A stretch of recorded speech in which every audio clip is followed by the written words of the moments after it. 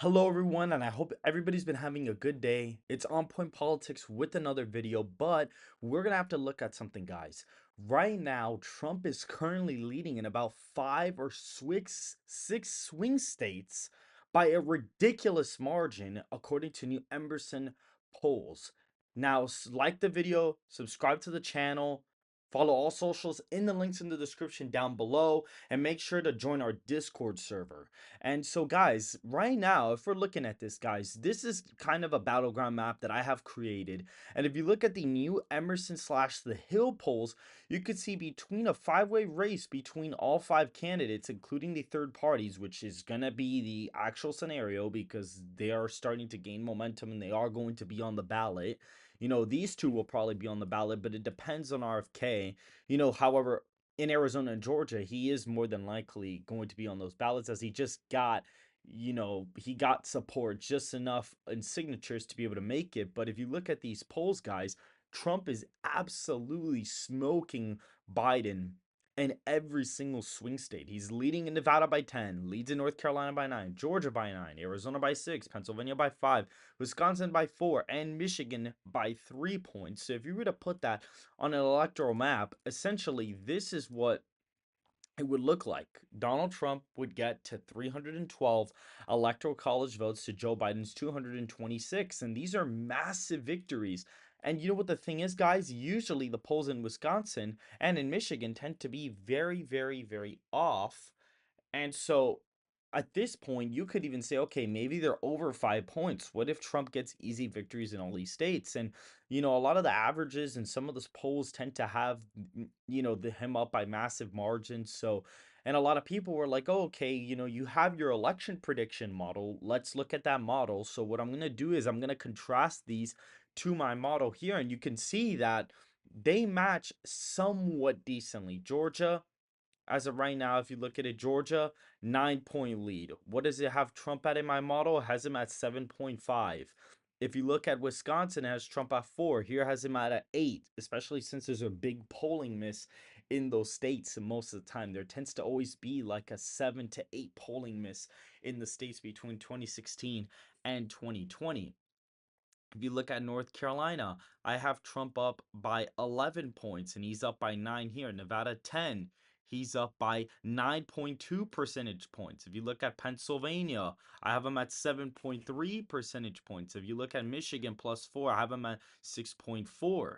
If you have Arizona, R plus 6, I have it at R plus 8. So they're not exactly completely off from the polling data. And if you were to put all of these numbers, I currently have Minnesota flipped, New Hampshire flipped, Maine flipped, and Nebraska second district flipped. And it's actually quite funny because there was an R plus 6 poll out of Maine that just came out literally today and has Illinois at D plus 6, New York at D plus 11. And so if you were to go and put all of these results on an electoral college map, this is the map you'd get. You'd get Donald Trump at 329 electoral college votes to Joe Biden's 209 electoral votes. Now, this landslide scenario is not impossible, guys. It is not impossible for Donald Trump to go out there and win with a landslide. Now, do I think he's going to get this? I don't think he's going to win Minnesota or Maine at large, but I could realistically see him winning New Hampshire, or at least be really close to winning it at this point in time, depending on the polls. I'd actually even say that New York is probably even a little bit closer than what people are thinking, just because of the fact the polls have always been off to 6 to 9 points, depending on the election cycle. And then on top of that, the polls have always had Biden, 2020, they had him in the high mid 30s, high 20s, and he only ended up winning the state by 23 points. It was like a 6 to 9 point poll miss, depending what poll you're at. And the polls only have him up by 8 to 10 points. If you were to apply that big of a miss to some of these polls, Donald Trump could either be winning the state by 1 up to Biden only winning it by 3 or 4 points. So the state may be closer than people are thinking of, as well as Illinois. But as of right now, this is what the model shows. This is not my official prediction, but I definitely do think that the state of New York is closer than what my model is actually projecting here.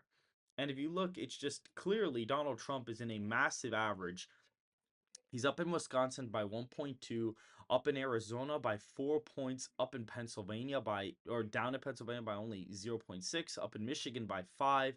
In Nevada, he's up by 8. In Georgia, he's up by 6.8 points. So it's just a landslide election in general for the president. And if you even compare the polls, you see Trump is up by 1.2.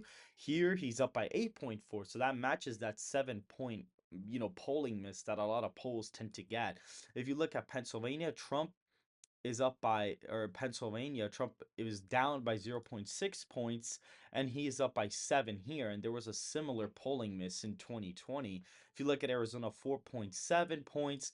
Over here, Donald Trump is at 8.4, and the average in Arizona was off by like a couple of points. Biden was expected to win it by 3 or 4 points according to the average, and Trump only lost it by half a percentage point. So this according to the model may not even be that off either.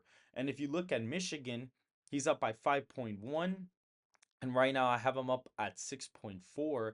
And I believe that the average in Michigan either slightly favored Trump or slightly favored Biden. Like they're pretty close. So even compared to the polling misses from 2020, when you apply those shifts from these polls to the model, they basically match.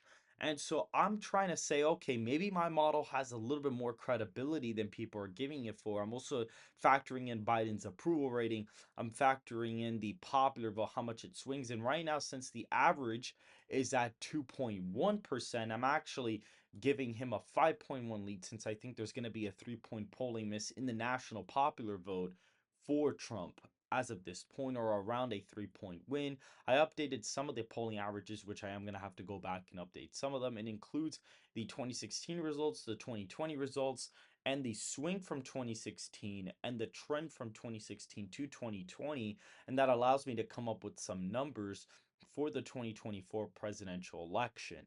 And so I just kind of wanted to do this quick video explaining why Donald Trump has a massive lead building up going into the general election. And if you guys did enjoy the video, please hit that like button, subscribe to the channel, follow all socials in the links in the description down below, and join our Discord server. And I hope you guys have a great rest of your day.